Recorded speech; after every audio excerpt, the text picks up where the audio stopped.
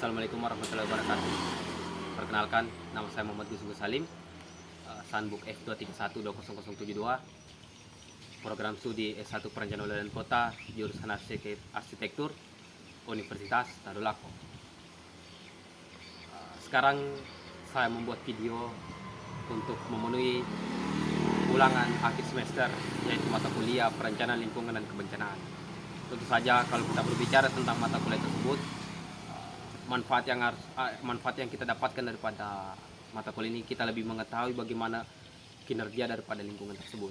Kita juga mengetahui bagaimana sebab dan akibat mengenai tentang lingkungan, bagaimana caranya kita hidup dan bagaimana caranya alam bekerja. Dan kalau kita berbicara mengenai visi misi UNTAD, dalam satu visi UNTAD sudah dijelaskan bahwasanya UNTAD akan menjadi perguruan tinggi nasional bersandar internasional dalam pengembangan ilmu pengetahuan teknologi dan sosial berwawasan lingkungan. Nah, ini berkaitan langsung dengan mata kuliah sekarang, yaitu mata kuliah Perencanaan Lingkungan dan Kebencanaan. Tentunya saja bahwasanya kalau kita berbicara tentang mata kuliah ini bersangkut paut dengan lingkungan, dan visi misi UNTAD juga bersangkut kepada lingkungan. Jadi harapannya bahwasanya mahasiswa yang telah memenuhi tugas ini atau mahasiswa yang telah menjalani mata kuliah ini, harapannya adalah kita mengetahui lingkungan dan kita mengetahui sebab akibat mengenai tentang kebencanaan. Nah, selanjutnya bahwasanya saya akan menjelaskan mengenai pengertian lingkungan hidup.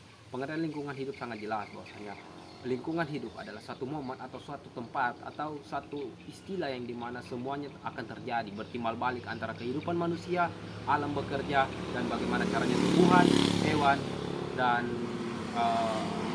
saling berkesinambungan. Terus selanjutnya saya akan menjelaskan bagaimana caranya atau bagaimana contoh kerusakan lingkungan hidup atau pencemaran lingkungan hidup yang mengakibatkan bencana. Dan jelas bahwasanya kerusakan lingkungan hidup atau pencemaran lingkungan hidup yang akan menjadi bencana, salah satu contohnya adalah pemanasan global. Kalau kita berbicara tentang pemanasan global, pasti kita akan mengetahui bagaimana caranya kita merasakan iklim yang sangat berubah, bagaimana kita merasakan polusi udara yang sangat meningkat. Dan dampaknya apa? Dampaknya itu pertama, kebakaran hutan yang merajalela, dan yang kedua sungai mengering, dan suhu cuaca panas yang mempengaruhi kehidupan kita.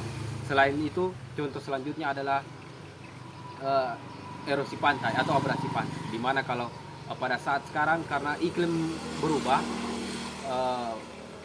menjadikan laut itu permukaan laut akan tinggi.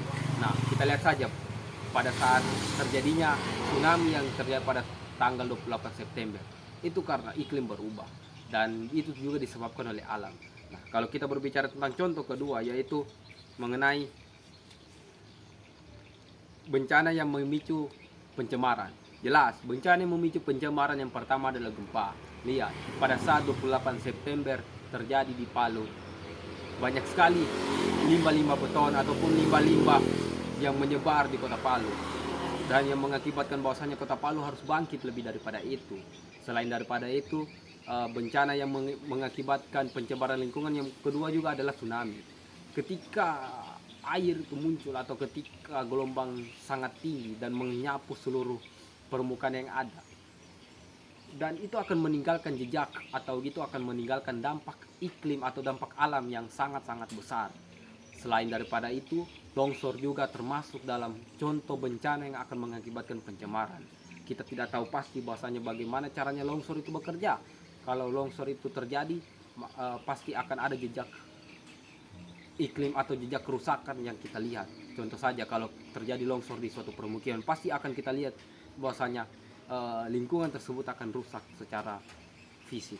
Dan kalau kita lagi berbicara mengenai limbah beton yang tadi sempat saya singgung, bahwasanya limbah beton yang terjadi atau limbah beton yang menumpuk akibat bencana gempa bumi di kota Palu, itu bagaimana caranya mengelola, bagaimana caranya mencegah, dan bagaimana caranya untuk memanfaatkannya kembali. Gampang, kita tinggal melakukan daur ulang yang sudah diterapkan di ITB atau Institut Teknologi Bandung. Itu sudah diterapkan bahwasanya limbah beton dikelola ulang, didaur ulang dengan cara kimia ataupun dengan cara melakukan pencampuran kembali, dilarutkan kembali dan dicampurkan beberapa campuran seperti pasir, semen, dan itu akan menghasilkan limbah yang baru. pencegahan yang harus kita lakukan agar tidak terjadinya bencana dan agar tidak terjadinya kerusakan lingkungan. Yang pertama, kita harus sadar terhadap lingkungan yang ada di sekitar. Dengan hal kecil, kita tidak membuang sampah sembarangan ataupun kita tidak sembarang membakar material-material yang gampang terbakar di lingkungan, ataupun kita juga memerhatikan lingkungan untuk kita membangun satu rumah. Itu bagaimana caranya kita mencegah. Dan teman-teman, saya mengajak kepada seluruh teman-teman yang ada, marilah kita sadar kepada lingkungan, karena ketika kita tidak memperhatikan lingkungan, lingkungan akan membalas kepada kita. Sekian mungkin itu saja yang bisa saya sampaikan.